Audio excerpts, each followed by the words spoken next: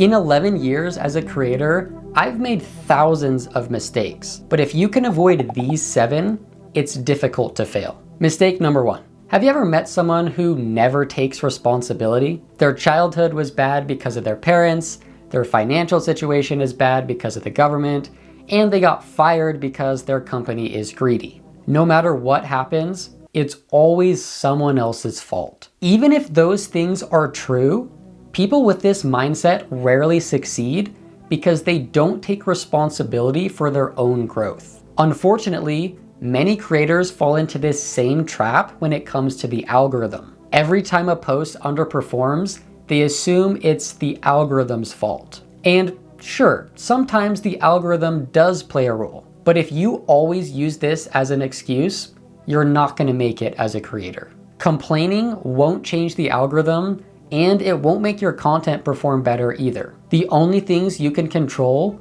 are making content people want to consume and not stopping even when engagement is low. If you do those 2 things, you are on the path to success. Mistake number 2. Growing up, I was inspired by creators like Smosh, The Sidemen, and Graham Stephan. And I loved watching their content, but I was also inspired by how they were able to make a living just by posting videos. So I started my own channel. But because I was young and naive, I thought success came down to getting more views so that I could make more money from ads. What I didn't realize is that no successful creator relies on ad revenue alone. They always have additional streams of revenue like brand deals, sponsorships, products and services, or a membership. And that's for good reason, because not only is ad revenue unpredictable, adding additional revenue streams increases your earning potential dramatically. I see this mistake all the time on X, where people sign up for the monetization program and then they try and boost their earnings by focusing only on payouts. But this usually leads to frustration because the monetization program is not very good. What these creators miss is that the people who are making serious money on X are almost always doing it through a product or service. So whatever platform you're on, the takeaway is simple. Ad revenue can be part of your income, but if ad revenue is your only source of income, you are playing a dangerous game. By the way, if you need additional help monetizing your audience, you can get direct access to me inside my Skool community. I respond to every message in there and would be happy to help no matter where you're at in the journey. So if you're interested, you can find that using the first link in the description. Mistake number 3. If you're anything like me, you watch a lot of tutorials to try and get better at your craft. This is how I've learned so many things in my life, from how to use Photoshop all the way to how to grow a YouTube channel. And these tutorials are extremely helpful when you're first starting out, but you'll eventually reach a point where you know what to do.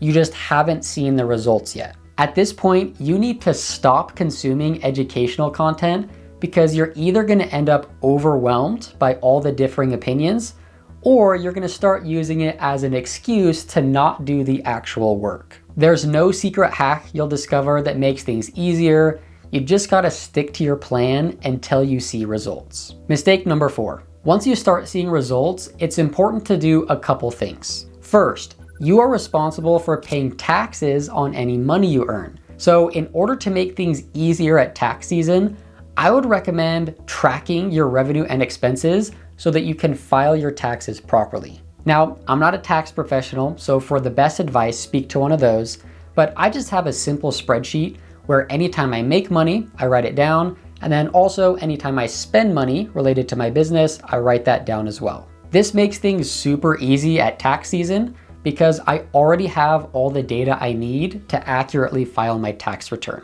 Mistake number 5. The other thing that's important is to make sure you don't blow all your earnings in one place. You'd be surprised how often a new creator blows up and starts spending all their money without realizing they're gonna have to pay taxes. So once again, I would consult a tax professional if you have more questions, but I would recommend setting aside around 20 to 25% of your earnings so that you have enough cash to pay your taxes later. During my best year on YouTube, I made the mistake of investing all my earnings into index funds And then when tax season came around, I didn't have enough money in my business account to cover the cost. So as a result, I had to dip into my personal savings to pay the tax bill.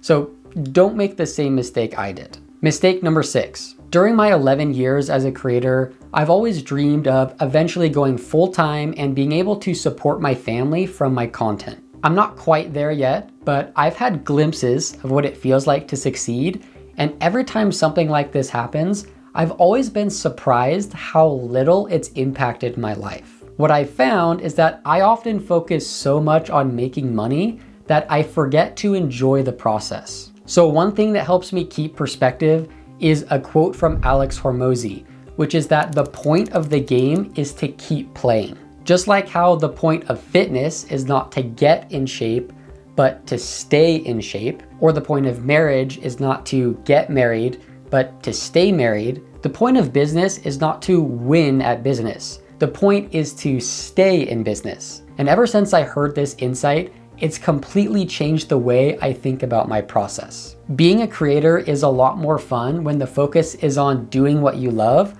rather than just making money. Mistake number 7. Have you ever been scrolling through social media and been bombarded with 10 different business ideas that seem better than your own? This happens to me every day. I see someone succeeding in a different niche and I think, man, maybe I should have chosen that niche. Or I see someone succeeding with a different business model and I think, maybe I should have chosen that business model. But the only reason these opportunities look attractive is because I haven't tried them yet. Starting something new is always exciting in the beginning, but the excitement quickly fades once you realize that every opportunity has its own challenges. Your niche is not the problem, and your business model is not the problem either.